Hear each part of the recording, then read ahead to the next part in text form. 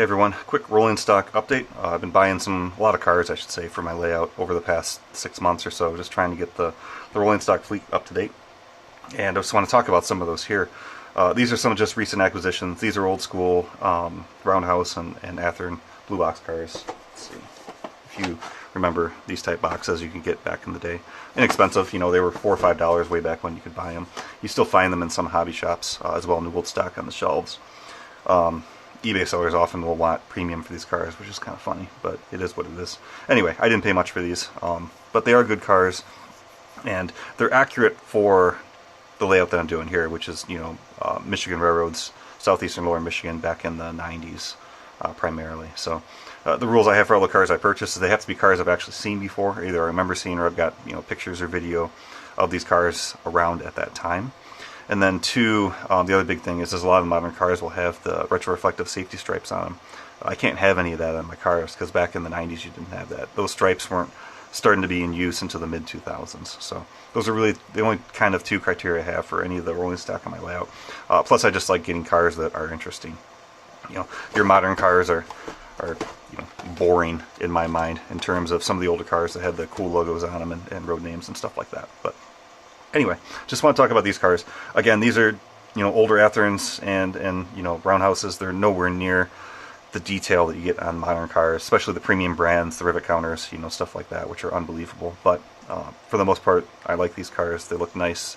You upgrade metal wheels and KDs, and typically you have some very nice cars for your layout for very little money, which is nice. So, the 40 footers. So I like the 40 footers because on a switching layout, the smaller the cars are, the more room you really have to work with the cars on the actual layout itself. So even though prototypically you really don't see these at all pretty much anymore, even back in the 90s I didn't see them much, I like them for the fact of I just think they're neat cars, especially the high cube style box cars, and you can fit a lot more on the smaller layout in terms of actual operations, which is kind of nice. So on my layout too, I've got two industries which will use these. One's a appliance distributor, and the other one's a printing company. Which is both industries that use those style of cars back in the day. So they will fit for my layout there. So details in these cars, again, they vary, but they're still relatively decent. If you look on the back, you've got good printing, or I should say the front and the back, you got good printing for the Exosite car, along with the actual car number on there. You got some details for some of the car specs and stuff like that. Printing is good. Just overall details on these aren't as great. This one in particular, it almost looks like the mold that this car was made with was starting to just be worn, because everything's kind of soft on the edges. Even comparing it with this one, a little bit sharper lines on there. So, which are the exact same car, just different paint schemes on them. These are both Athearns, I believe.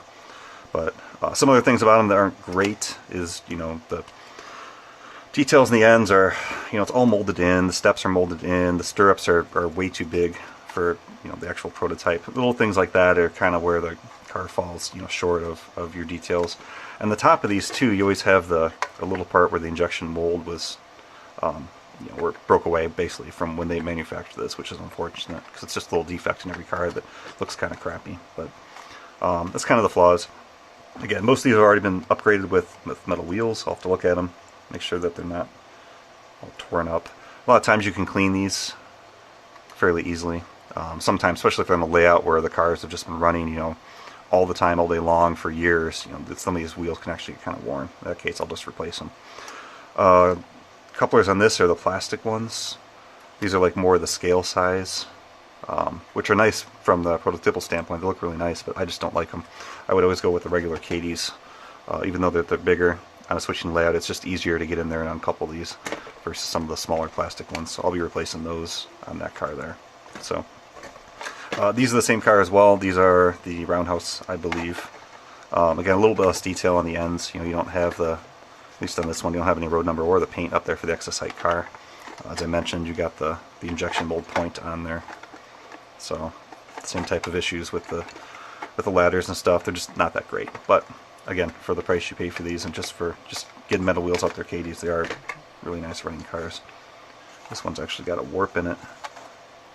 It's like the plastic sprue right there. There's a little piece of the sprue that wasn't cut off. I'll have to fix that and clean these up, and eventually they'll be weathered too. So that's kind of those. Next cars are made by ENC Shops, so I really like this company. Again, this company isn't around anymore either, but they made some really nice cars. For instance, this Big Blue CSX high cube box car I really like. Coincidentally, when I was browsing Google Earth and some of the prototypes for the industries in my layout, there was one of these sitting outside one of them. I'll see if I can get a screenshot of that here too, which is kind of cool. But I love this car. I've always loved this car. It always stood out to me when I saw it going around, so I was happy to get this one, as a kit. I'll have to put it together. But these cars are actually pretty detailed. Much more detail on the ends. You've got actual separate handrails and stuff that you can glue on there. So the screen, the printing on it's really good in terms of all the car specs and stuff like that. So I really like these cars. They're actually really, really nice. I got another one here. What's this one? Norfolk Southern? No, CN. So another one I'll have to put together. But these are nice cars if you can find them cheap. For the money, they are very detailed and look really good. And then lastly, I've got this Walthers mainline car here. I bought this specifically because it's Co-Rail.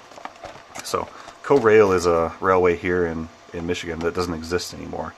And incidentally, it's what's left of the railroad is about a mile from my house right here. It's actually a bike path right now that I've ridden my bike on quite a few times. Not that I'm against bike paths. I like it, but I would prefer it was still the railway. Anyway, this was just a short line railway, so it's kind of neat that I actually found a Co-Rail car for that. Again, bigger car, 60-footer, but these are actually pretty detailed and nice cars, and these aren't expensive. I think I paid like $20 for this. So, yeah, that's kind of it. So just getting more cars together. Actually, this one too, I just noticed. It's got journal bearings on it. That's not right. I'll have to get those off and put new trucks on there with roller bearings. But anyway, yeah, just update on rolling stock. I need to get these cars updated, get metal wheels on there, clean them, and then I can start using them on the layout. So yeah, that's kind of what's been going on with that. So thank you for watching.